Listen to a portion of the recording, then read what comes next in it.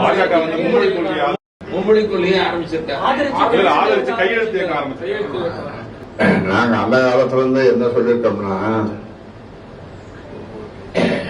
மும்மொழி கொள்கை மோசடி கொள்கை,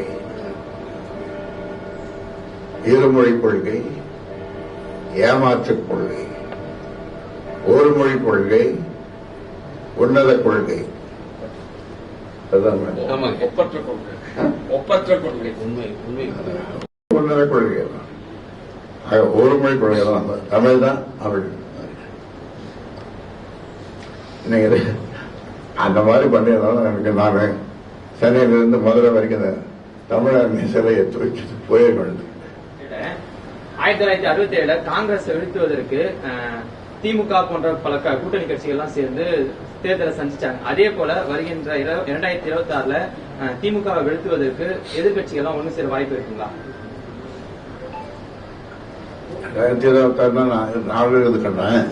இது முன்னெடுப்பு நடக்குமா? இல்ல இல்ல, அதை இப்ப ஒன்றும் சொல்ல முடியாது. நாள் இருக்கு, அப்ப முடிவெடுப்போம்.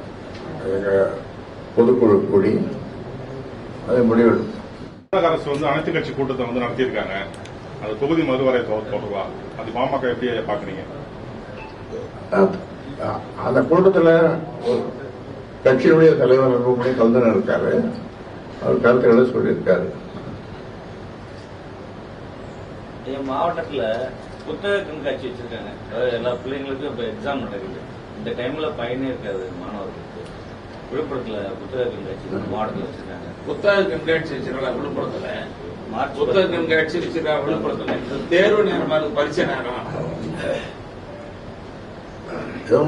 தேர்வு முடிஞ்ச பிறகு கூட தள்ளி வைக்கலாம், அப்புறம் புத்தகத்தை யாரும் எல்லாம் பாக்குறாங்க. எல்லாம் பாத்தீங்கன்னா இதுல எல்லாம் படிச்சுட்டாங்க.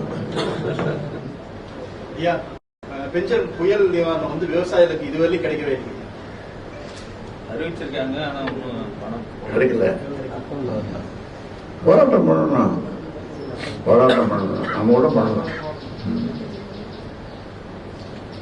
ஒரு வழி, ஒரு போராட்டம் பண்ணுங்க. கிடைக்க வேண்டியவங்களுக்கு கட்டு. கடுமையான பாதிக்கப்பட்ட மாவட்டங்கள் இதுவரை எந்த பலனும் அடையவே இல்லை.